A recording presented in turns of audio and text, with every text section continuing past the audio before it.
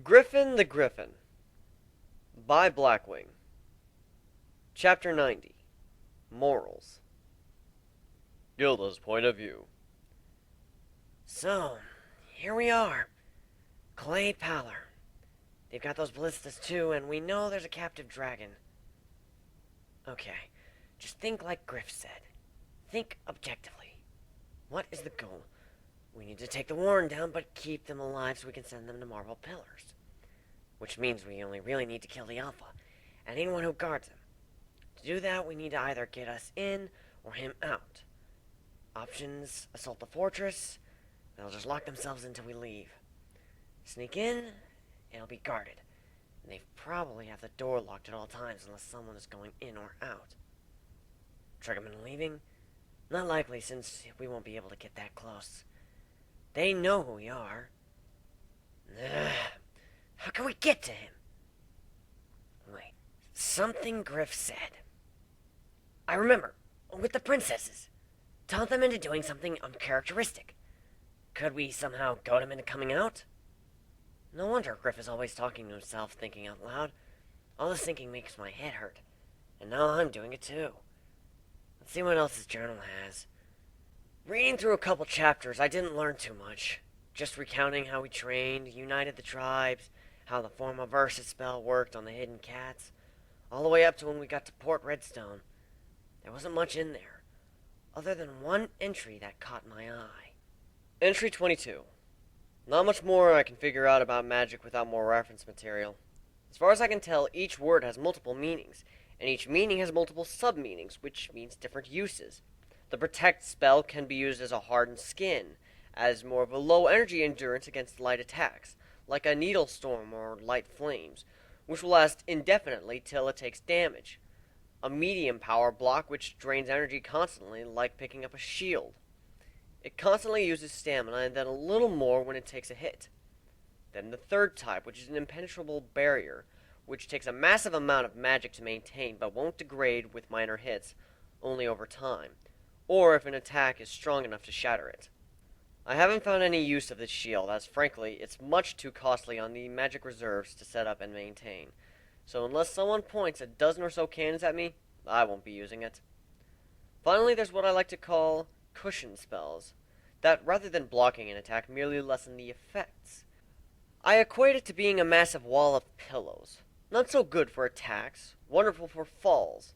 I'll classify them as Guardian for the first, Shield for the second, Barrier for the third, and Sponge for the fourth.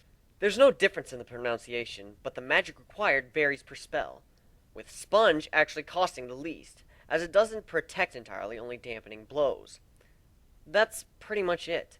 Visualize your skin hardening, or a shield appearing in front of you, or a barrier around you, or a massive soft things, and that will decide what the outcome is when you say the incantation. Also, where you visualize it seems to have an effect as well. Thinking of a shield in front of your body will protect your entire body, while thinking about it at your head rather than protecting the head guards the mind. There's also an invisibility spell I've been hoping to try out. Obscuro, meaning to obscure. It seems to give a chameleon effect. You're only visible if you move, or the light shines right through you, giving a hazy air effect like in the movie Predator. Takes a lot of magic, though. Better to use a shadow spell in most cases. As for other references, I've been studying Trixie's explosion shield. I wonder if she could put a barrier in someone's head and expand it. Well, that's nice to know, but it doesn't really help us. Alright, time for some advice. I walk to the PA system. Cable, can you get the main crew as well as Wisp and Dusty down to the medical bay? We need to have a meeting. Yeah. Soon enough, the announcement came over the speaker, and I met several others on the way down to Griff's bed. So, we're here, and you're telling me you can't find a way in or to get them out? Pretty much. Goading them to come out, full frontal assault, trickery, sneaking in. They all seem to come up as dead ends. I can see why Marble Pillars would have so much trouble with them. They have an unbeatable defense. So, they live in an iron fortress, buried in baked clay. Steel inside a brick. Only one opening, so they can concentrate their forces at one point. Because of that, large reserves so they can't be starved out. They're going to be paranoid, so the Trojan horse maneuver won't work either, and they won't be willing to negotiate. They aren't civilized, but they are by no means stupid. If they were, they wouldn't have lasted this long. Teleporting inside? Can't. I need to know where we're going. Intangibility? Only short term. Remember, we can't touch anything, which means so long as we're intangible, we can't even breathe. Who knows how long we'd have to stay like that before we could get inside. We'd suffocate. Can't just bash the door down either. This much trouble just getting in, let alone the armed forces. At least once we're in, intangibility would give us an escape route. Couldn't you just make the door intangible instead? Too big. Alright, give me a couple days to think of something. In the meantime, get Starlight to go down there and scout the place out. 2 days had passed, and Starlight had been down to the entrance several times. Nearly a dozen guards outside the gate. A mere slit in the door for the eyes of the guard to look out. But the good news, no artillery inside the constructed cave. Just outside. The entire thing was built on intelligent cowardice. In the event of an attack, they just seal the door and leave the forces outside to their fate.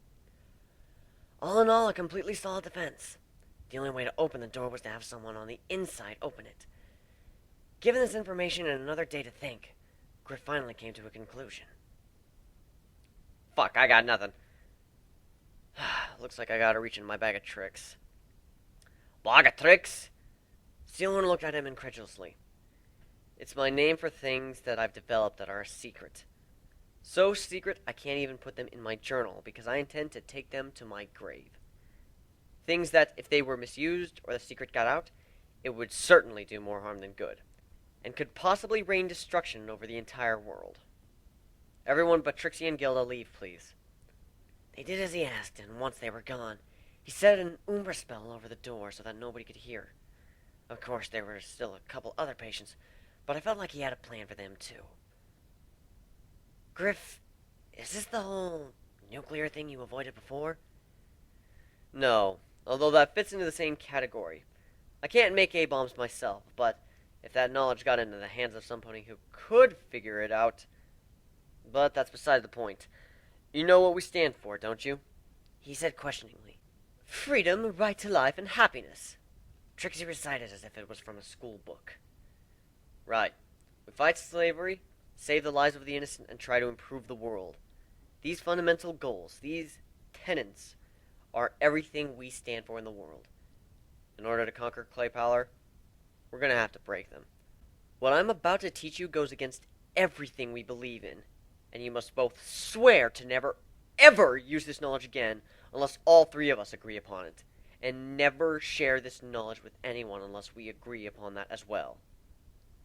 His look, even though he was in the hospital, it was so stern, so fierce. I don't doubt that if I made this vow and broke it, he'd climb right out of his bed and strangle me to death, regardless of injury. Griff, what kind of things are you talking about here? What could be so terrible? He cut me off. Mind control. What? What I'm talking about is using magic to enter a contest of wills. Your will against the will of the spell target.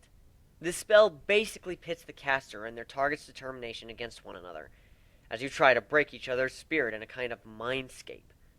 The victor, they gain control of the loser's body. Permanently. The loser that has their will broken, and for the rest of their life, they take a backseat in their own body. They sit there and have to watch someone else control their every action. They feel everything but control nothing. As for the caster, they have a body that will do whatever they will to it, within its capability. Which includes pushing it beyond its physical limits to the point of damaging itself. And the entire time, you can hear and feel the mind of the one who took control of in the back of your mind, screaming or crying, begging to be let go. That's the problem. No matter how much you want to, you can't let them go. At least I haven't found a way to do it. What's more, if you lose the contest of wills, the opposite effect of what you wanted to happen occurs. It's dangerous. This is one of the darkest magics I have ever discovered, and I wish that I hadn't. His eyes were still stern, but they had a look of sadness to it as well.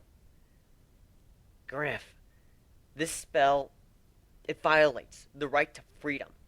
takes away a person's choice, freedom, their entire life.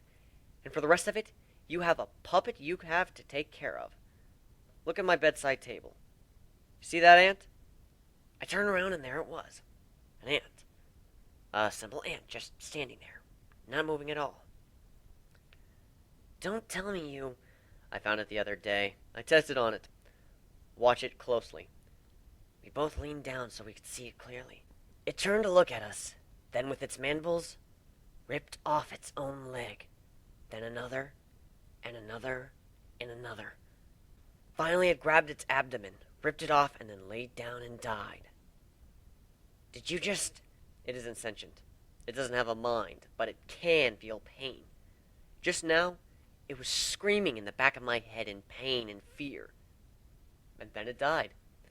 This spell makes a connection with the target, an unbreakable psychic connection, and then crushes the will of the loser, allowing the winner to take over the body. This spell should never be used on anything with a mind, and it's exactly what I'm proposing we do. Given the moral implications of this, I won't order either of you to do it. And since I'm not actually captain right now, I don't have the authority to do it either. That falls to you, Gilda. As captain, you can tell me to take this idea and shove it, or you can order me to tell you how to use it, and then use it to command the gate guards and let us in. The thing is, when you take someone's mind, all their memories are in there too. You can access them as you wish.